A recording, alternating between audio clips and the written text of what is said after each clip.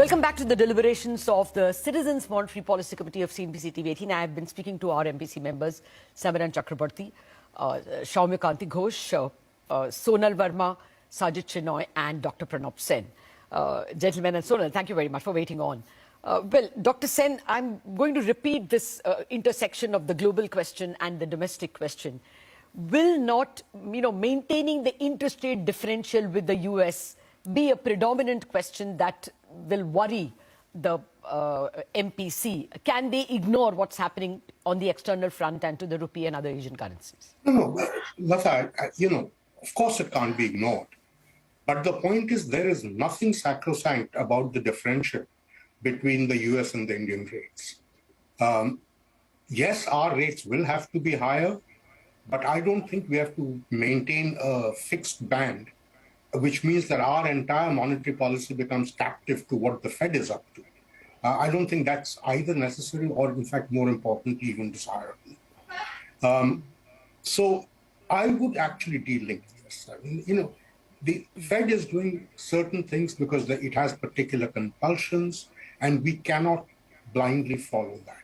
We have to keep it in mind, certainly, but we have to take our decisions depending upon how the macro dynamics within the country are playing out.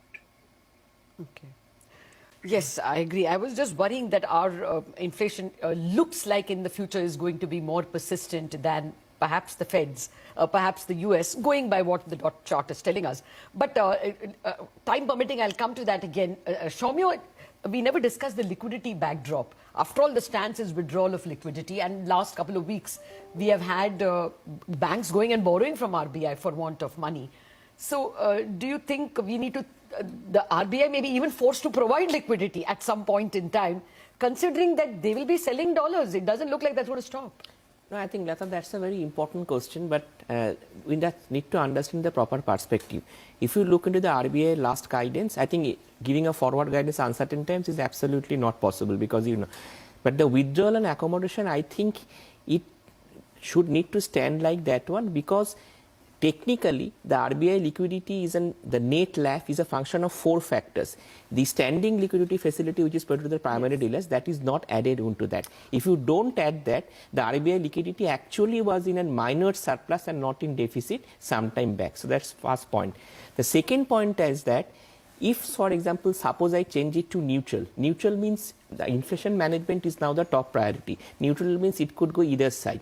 So the market actually can get confused by that signal, and the withdrawal of accommodation should continue to be the motto, because remember, 4 trillion is government cash balances that is still lying over there. So the core liquidity actually is a surplus of 4.1 trillion. And the other important thing is that, yes, selling dollars will suck out liquidity. That's a very interesting point. But there is also another factor is that the currency in circulation has not changed significantly in the last 2 years, thanks to a rapid surge in the digital transactions. So if I take all these factors into account, inflation management continuing to be the top priority, I think the RBI should continue to focus on withdrawal of accommodation, given that the cash balances of the government and the core liquidity still remains in a positive mode, and it doesn't look like going away immediately in a hurry. So in my sense, let it remain like that one, and let it continue to do whatever it is doing in the market. Okay. Okay, withdrawal of liquidity accommodation would be your choice of stance. I'll anyway put it to vote. Sajid, I wanted to get this thought from you as well. The need for this 2%, the need for interest rate differential. Do you think that will play? And I'll ask you why. I want to know what is your peak rate expectation from the Reserve Bank. If the Fed is saying its peak rate is a good 50 to 75 basis points more than what we thought just 2 weeks ago or 1 week ago, will not the Reserve Bank's peak rate also have to go to 6.5 or 6.75? Sulata, I agree with Dr. Sen that we don't have to move one for one with the Fed for a very simple reason. Think of the impossible triangle or the trilemma that economists refer to, right? That you can't have simultaneously a fixed exchange, an open capital account, and independent monetary policy. So if we want to have independent monetary policy and our capital account is relatively open, the exchange rate has to become the shock absorber.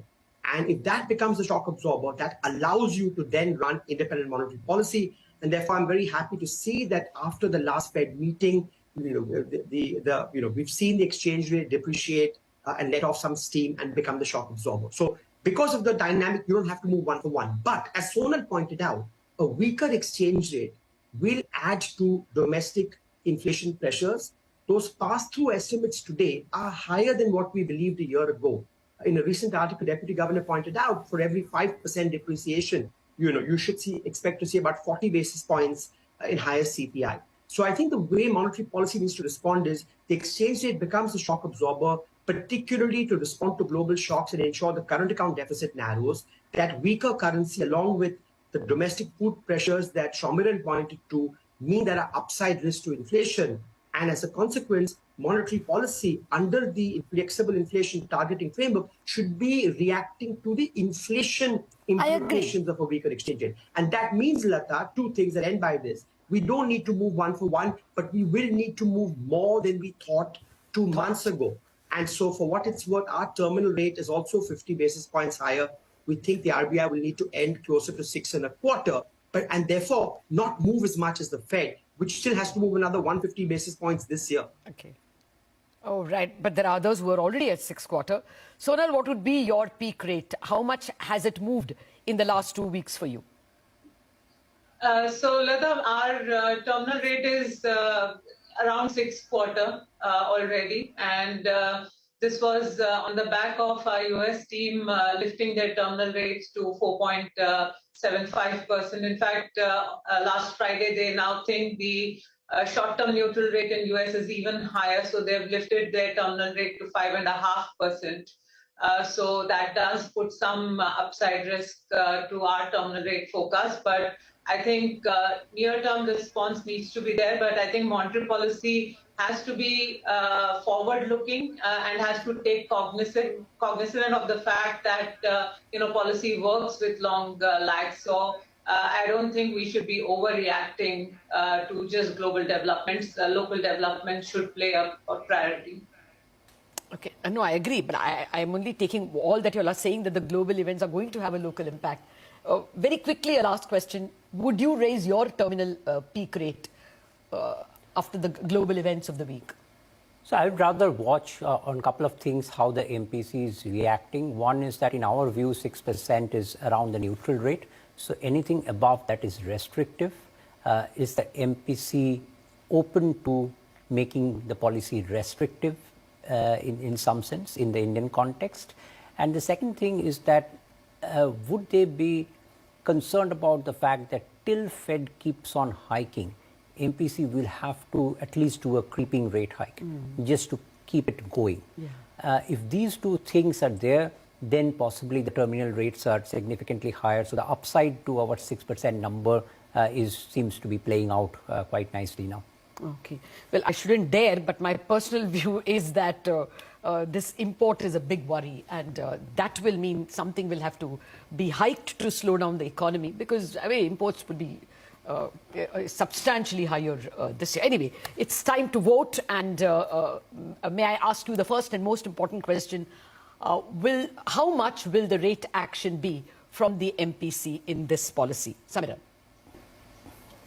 We are calling for a 50 basis point repo hike. Shaumya?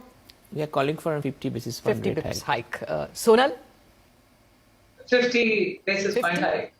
Okay. I'll come to Dr. Sen later. Sajid? A 50 basis point hike. Chairman, sir, 4 of your members, 50. Well, I agree with Shaumiran's diagnosis. I would say the rate should creep upwards. I would go to 35. Okay. All right, Chairman, sir, but outvoted by your members. The stance, I know it's a little difficult to put it in few words, but again, Shaumiran, withdrawal of accommodation, does it change? What's the new stance?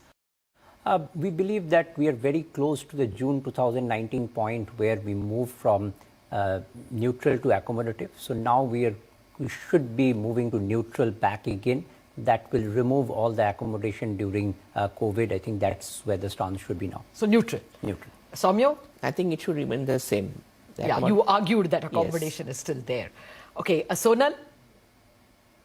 I think it should move to something around neutral, but at the same time, I think, whether it's a liquidity stance, rate stance, at this stage, the stance really has very little value to add. Okay. All right. Sajid, what would the stance be? Well, the RBI's own sense of neutral in real rates is over zero. We're not there yet. Okay. So we're not at neutral. Therefore, I think you should remain with a withdrawal of accommodation. So unchanged stance. Dr. Sen? Well, the RBI has actually fought shy of giving a very clear stance in the last few MPC meetings. And I suspect they'll just continue that. I don't think they want to take a definite position. Okay. All right. So I will take that as no clear stance then. Though you're saying it will be a continuation. So there are only actually two people expecting a change in stance. I would count Dr. Sen more as unchanged stance. But the important point is a 50 bips hike is the majority vote, 4:1 from the Citizens MPC. Thank you very much for joining us in the special deliberations of the Citizens MPC.